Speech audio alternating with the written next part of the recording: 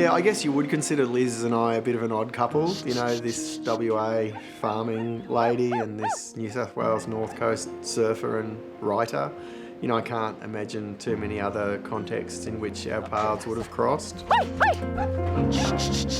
But having that shared experience does bond you because, you know, you're kind of in this club that not too many people can really understand. Oh my goodness, honestly, Tim and I are polar opposite as far as our lifestyles. I've only ever tried to surf once and there was no way I was ever going back to that. I was actually thinking with your background. I thought before I met with him that he was a vegan and here I am a lamb producer. Well, we really need like a blue day, like we have a pink day. I mean, it's the #1 diagnosed cancer in Australia. Yeah. But of course they've got something in common. And I think all credit to both of them. I think it's a wonderful thing that they've reached out to each other. And if some good comes out of it, wouldn't that be great? So imagine one day tens of thousands of people sitting in a sporting stadium. Or wearing their blue bucket hats, maybe. Or... They both have a fierce determination to make a difference and to help others understand. This is a treatment that does save lives, but it can also have life-wrecking consequences for some patients. There's a lot of women who've lost men in their lives. Yeah. Yeah, it's really sad. We can do better. We both know what those darkest days have been like, and I think Liz was kind of the right ally at the right time, just to kind of, she kind of lit a bit of a fire under me and went, yeah, the job's not done.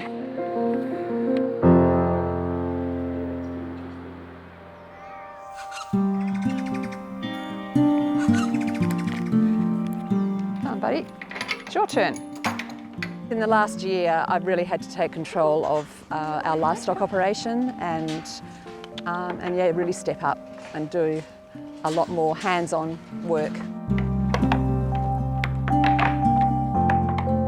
And yeah, I have found it incredibly challenging. It's not easy. I haven't got my best mate around. Rightio. My name's Craig Hegedan. I'm a long-term WAMCO producer and also the chairman of the Board of Management. Everywhere I look around this farm, Craig is here, he's on my shoulder all the time, and I'm constantly asking him, Craig, what decision should I make right now about whatever the circumstances are at the time?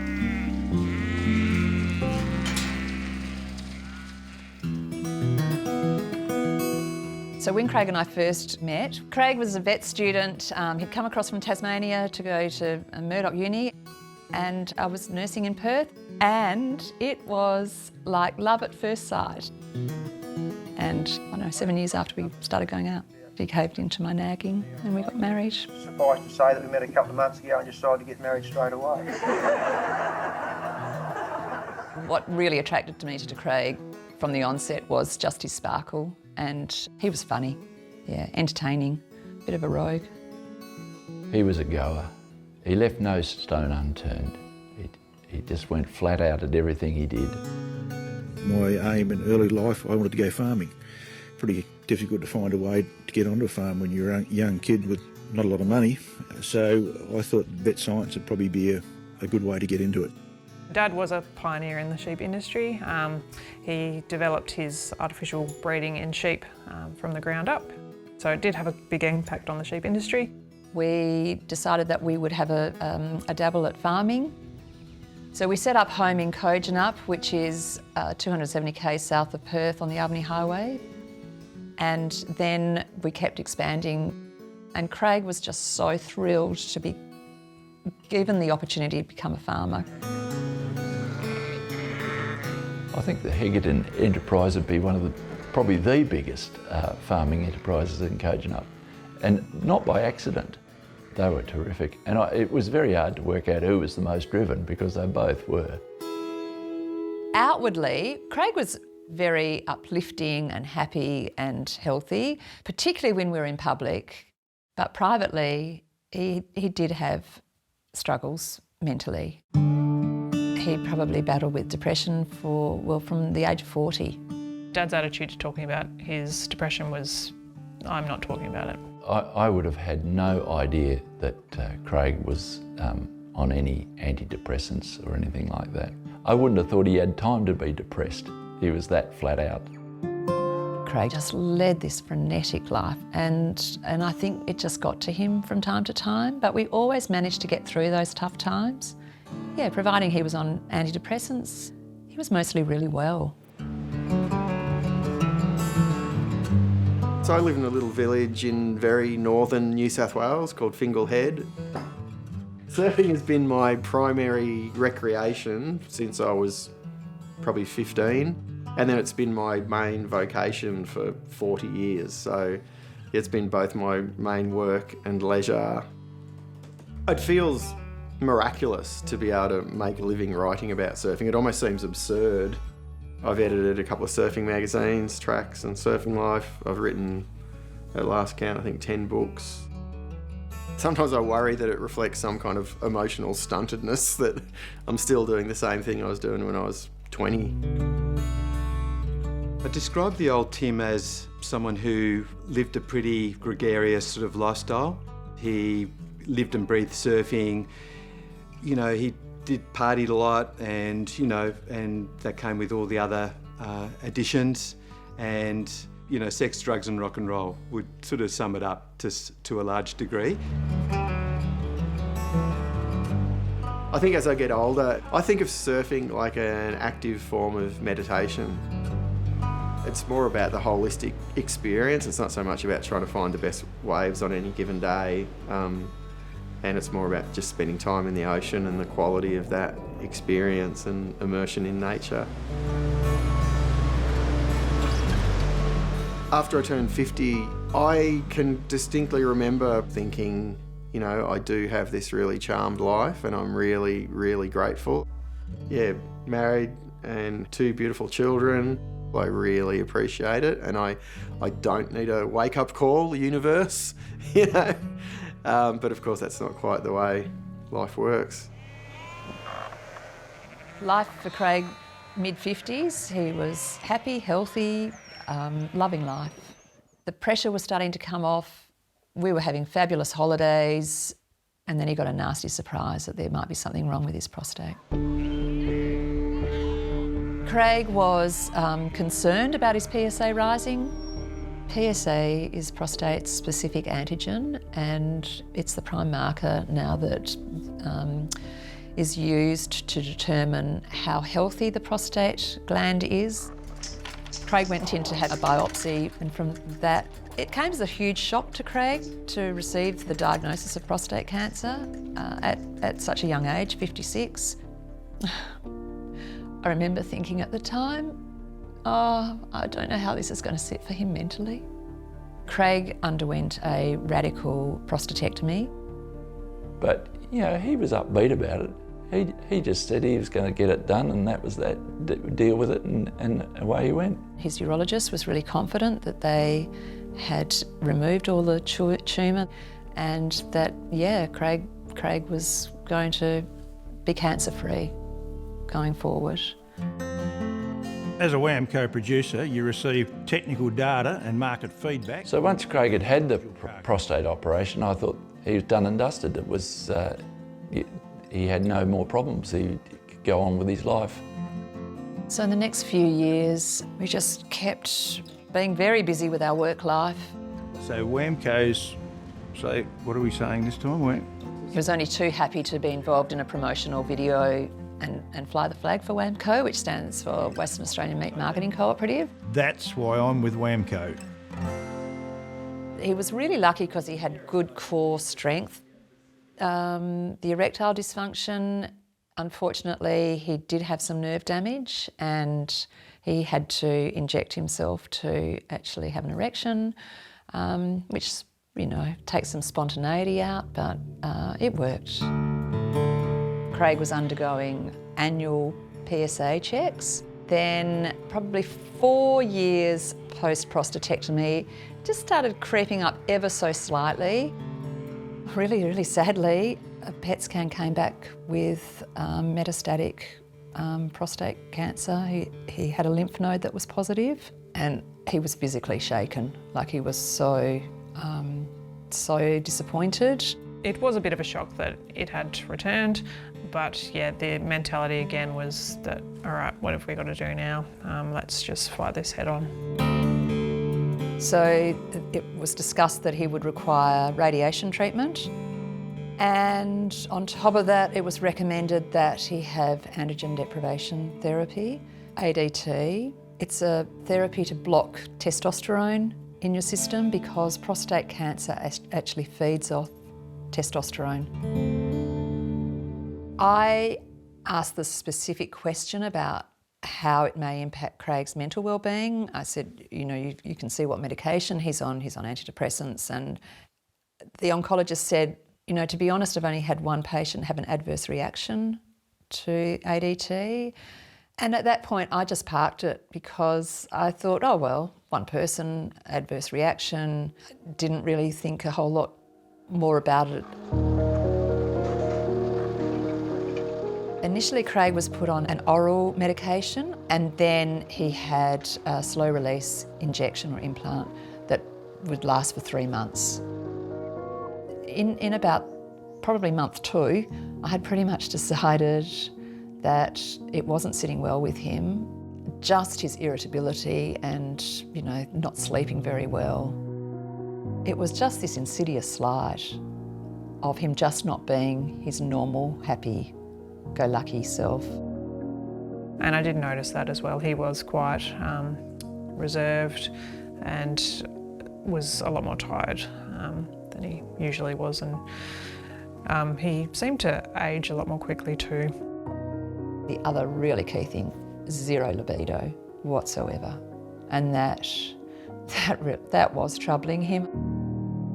He used to make jokes about the fact he was nothing better than an old wether, which is a male sheep that's been de-sexed. And that used to be a bit sad, hearing that from him. And but there was not much he could do, really.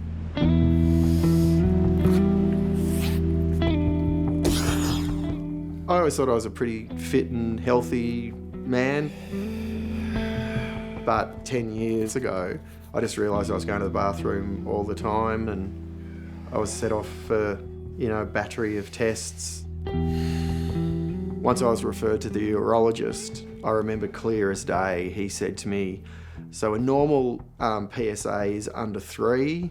If it gets to 10, that sort of starts to ring alarm bells for us. Yours is 120. And I remember he used the phrase, the horse has bolted, to mean that the cancer had already spread beyond the prostate and had metastasised to the bone, which is the worst possible diagnosis. I was told I could expect, 5 years of reasonable health and that 6 would be exceptional. His recommendation was hormone therapy. Well, it wasn't even a recommendation. He said, we'll get you started on hormone therapy. When hormone therapy was explained to me, I was incredulous, that this was the recommended frontline treatment for the most common cancer in men, and now the most common cancer in Australia, that it amounted to chemical castration, and that it meant loss of libido, loss of erectile function, loss of bone density, muscle mass. I don't remember a specific reference to the risk of suicide. When he took the first round of that drug, it really knocked him around. It just made him feel crap and just put him on an emotional roller coaster ride and just not feeling himself, and really struggled. And obviously that affected, the family dynamic and everything. With ADT hormone treatment, it absolutely feels like your masculinity is being taken from you. I consider myself entirely asexual. It causes breast swelling, genital shrinkage. I think emotionally, it just leaves you feeling really, really vulnerable. And I remember just saying, I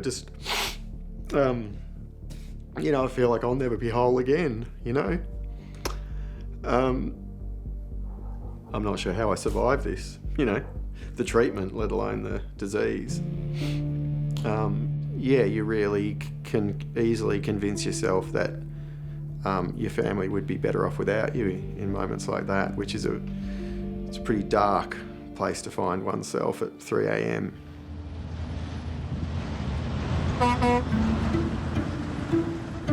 Last year, Craig and I signed up for a camping trip to the Big Red Bash, a fabulous musical event set in Birdsville. This is our home for the next week. There was a group of 9 of us, 5 vehicles, and then we had word that there was a weather event coming in. We woke up this morning and we're in the inland sea. So a whole new meaning to Lake Eyre. Walking back from the dunny. We all thought it was hilarious. It was so incredibly bad, the mud and the water. I hope you go arse over tit. We could hardly move, and everyone was in the same light-hearted mood.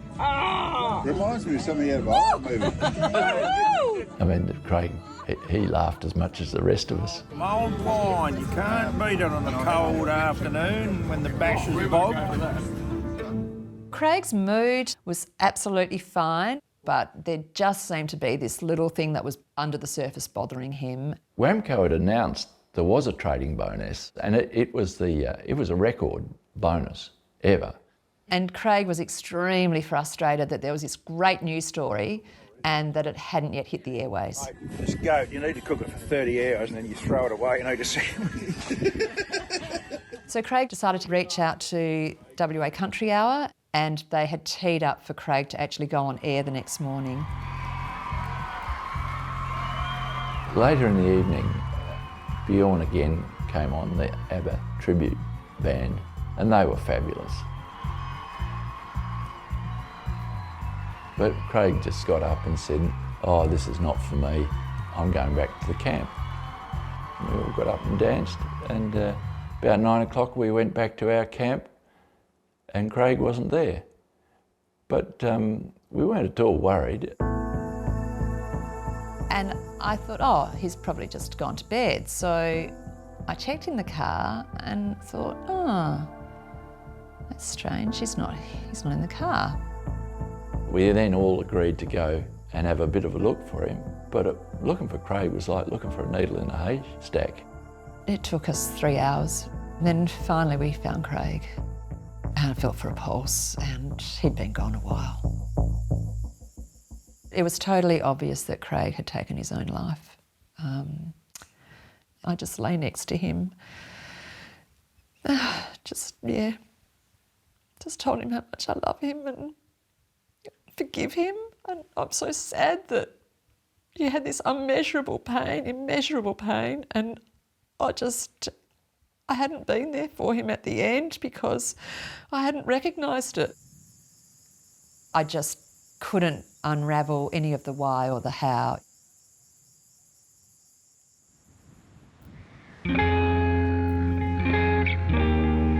Prostate cancer is often spoken of as a couple's disease because it impacts the partners so profoundly. And to consider a life of celibacy, it completely changes your relationship dynamic. Our marriage kind of reached an impasse, and I think it was the right thing and probably the kindest thing for everyone for us to separate. So this is somewhere I'd come in my lowest, darkest moments when I was feeling really fragile and life felt pretty precarious. I was completely convinced that the ADT was responsible for these feelings. The more I researched ADT, hormone treatment, the more disturbing it became. I felt like the warnings around ADT were entirely inadequate. I do think prescribing ADT hormone treatment to men and not providing better support is medically negligent. I guess as a writer and a journalist, I kind of felt like, I kind of feel like it's my job just to drag this out into the light and say, hey, everyone, did you know we're doing this? We're chemically castrating millions of men all the time and not giving them any tools to manage. Like, it just seemed outrageous. This personal writing therapy became both a book and a PhD project. It just gave me a sense of purpose when I think I really needed that in my life. I'll never forget turning the first few pages and realising that it would be catalytic and that it was certainly going to be a game changer. It was probably the first time that I'd seen anybody writing really honestly about the experience of prostate cancer and in particular experiencing hormone therapy. Yeah, I got this incredible response where I was suddenly invited to cancer conferences and I was speaking to rooms full of oncologists and urologists and specialist prostate cancer nurses. And I was interviewed on Conversations on ABC Radio National. I just stumbled into this kind of accidental patient advocacy role. A few weeks after Craig passed away, a couple of the friends that were at Birdsville contacted me and said, you really need to listen to this radio program because it could have some answers for some of the questions that were rattling around about Craig's passing. Surf writer Tim Baker was in his early 50s and seemingly riding a very good wave. I didn't know if I would survive. Just emotionally, at times I was suicidal. So the thing that really struck me was that Tim had been on the same treatment that Craig was on. So it was a total light bulb moment hearing that podcast, that what was going down for Tim could well have been what was going down for Craig. I couldn't get out of bed, I couldn't stop crying. This drug, the power of this drug, could in fact have caused Craig's suicide. If only we'd been forewarned that this could be a side effect to this drug. And I thought, oh my God, I need to contact Tim Baker. So I flicked him an email about what had happened to Craig. After I pressed send on the email, I was just so shocked and excited to get a response within 30 minutes. Well, Liz's story about her husband's suicide touched me so deeply because I'd been there. You know, I'd been in his position where I'd questioned whether life was worth living, and I could entirely relate to his decision. And there, but for the grace of God, go I. And it just seems so tragic. Poor old Craig. He didn't have a chance. So we arranged to meet and had, nearly 3 hours together, I think. And I found Tim's insight into what was probably going on in Craig's head just so beneficial and so helpful. And I just so wish that I had read it prior, because I honestly believe Craig could still be alive today if I was better forewarned and forearmed. Yeah. There's no doubt in my mind Craig wasn't given adequate warning about the side effects of this treatment. I mean, having spoken to Liz, she flagged her concerns that he had a history of depression, he was on antidepressants. He should have been told that the drug carries the very real risk of inducing depression and mood swings.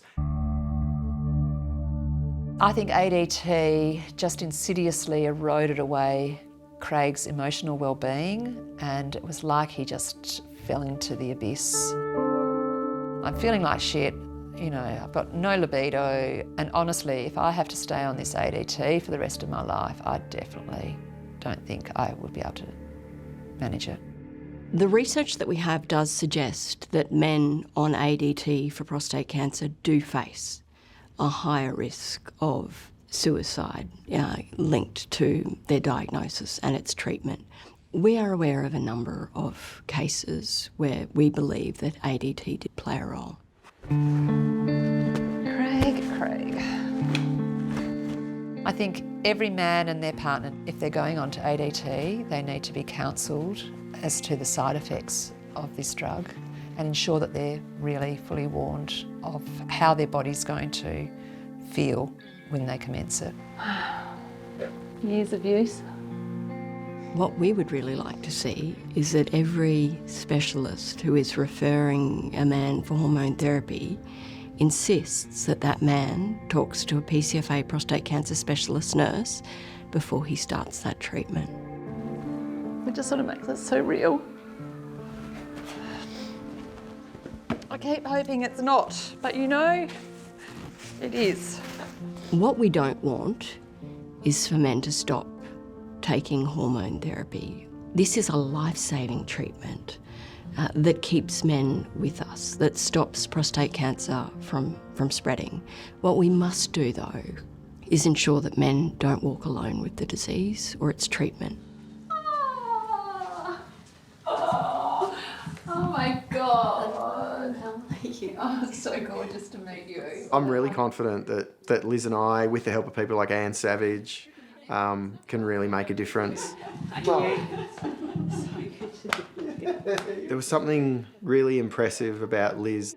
She very quickly had this sort of vision of, you know, prostate cancer getting the support of a major sporting event.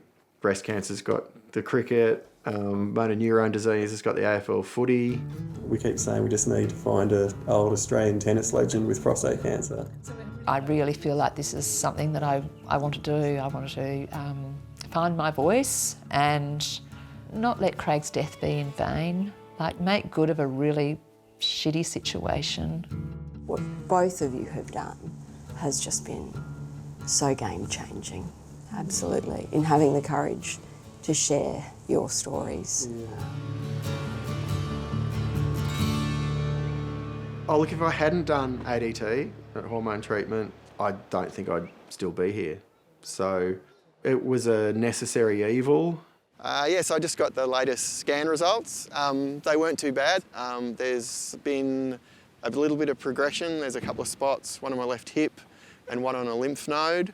It does mean the hormone therapy I've been on for the last 10 years is probably starting to become ineffective, so that's a bit of a concern.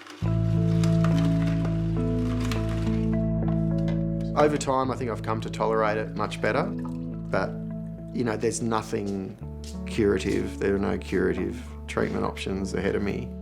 So it's really a matter of managing it and staying fit and healthy for as long as I can.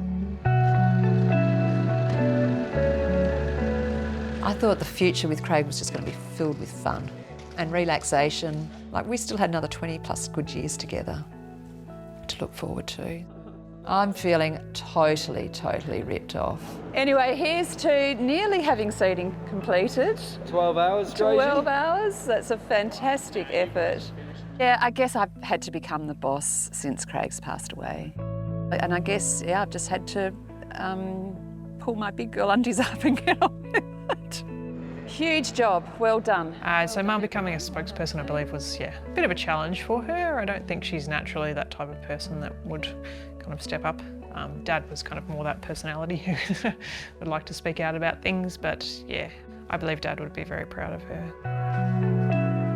I know Craig's sitting here on my shoulder right now going, go girl. He was always the spokesperson, but now it's my turn. I really want to drive this forward.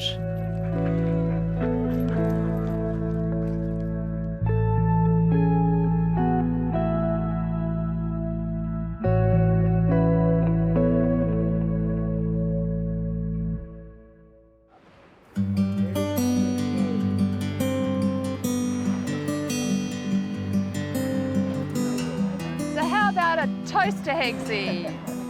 Cheers, old mate. We miss you. And seriously, look at the beach today. You would have loved it.